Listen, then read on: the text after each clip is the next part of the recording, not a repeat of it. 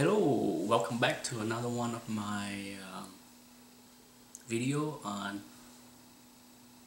why are comic books so addictive series.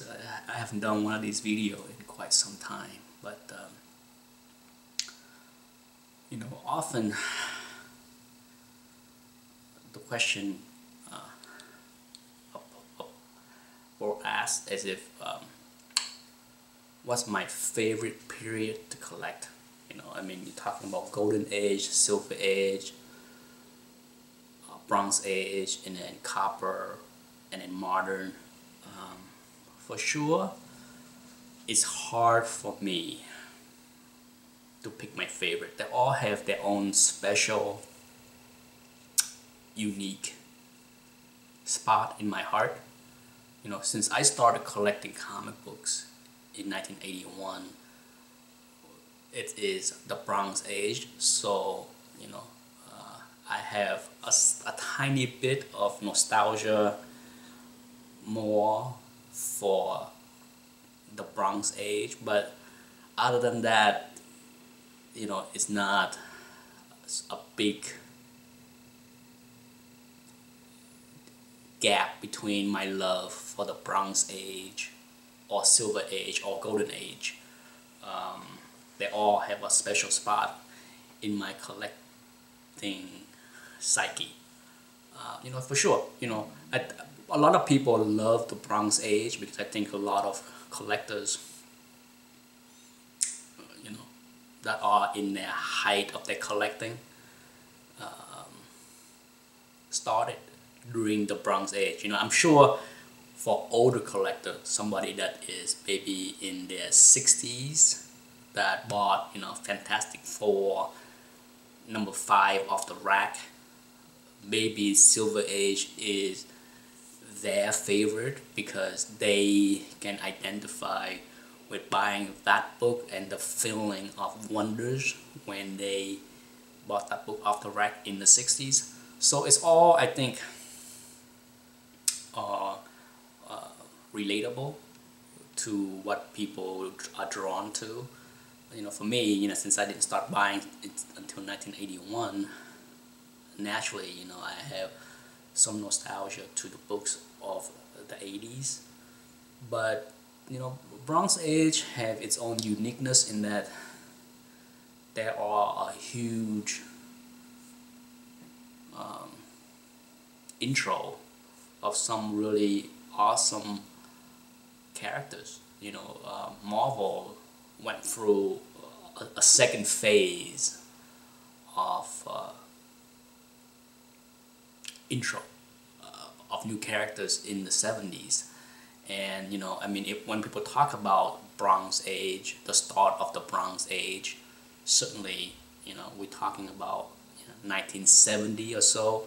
And of course, if you talk about 1970s, what started the Bronze Age, and of course, you got to talk about, there's a couple books that I would say stand out as significant as far as the start of the Bronze Age. Of course, you can't talk about the Bronze Age without this book right here. It marked a significant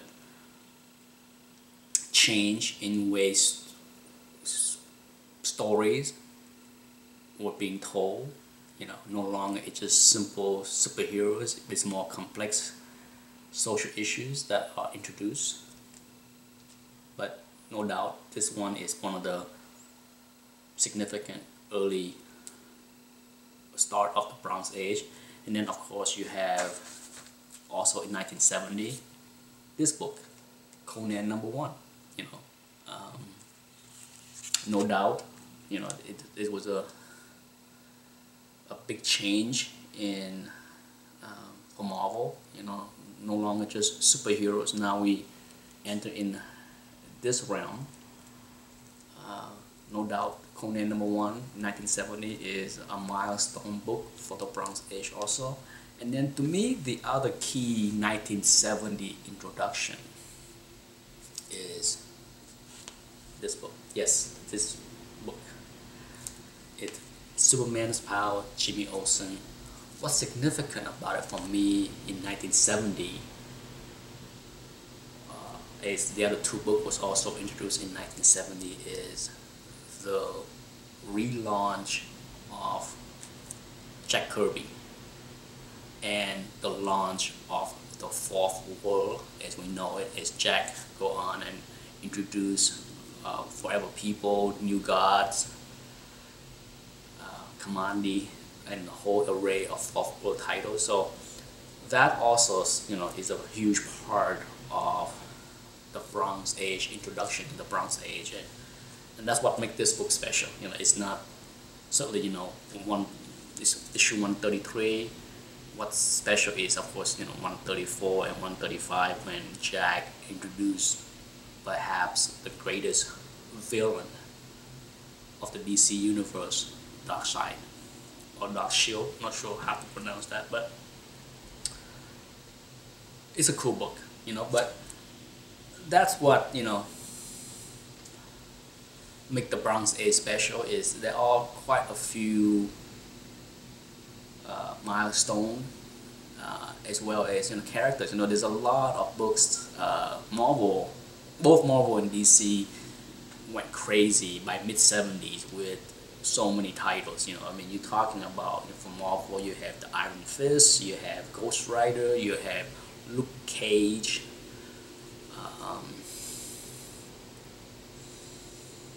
and so many other titles. You know, they launched also, you know, Tomb of Dracula.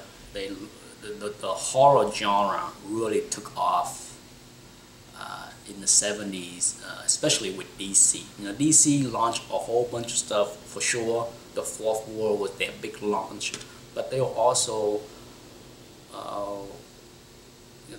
went through a renaissance with the war title as well as the horror genre. You know, you're talking about the slew of war titles that Joe Kubert did a ton of covers for, you know, as well as his run on Tarzan. You know, and for sure, I think the horror genre got a big boost with, of course, you know, the intro of Bernie Wrightson as an artist. So the 70s was a big transformational decade for the comic book world.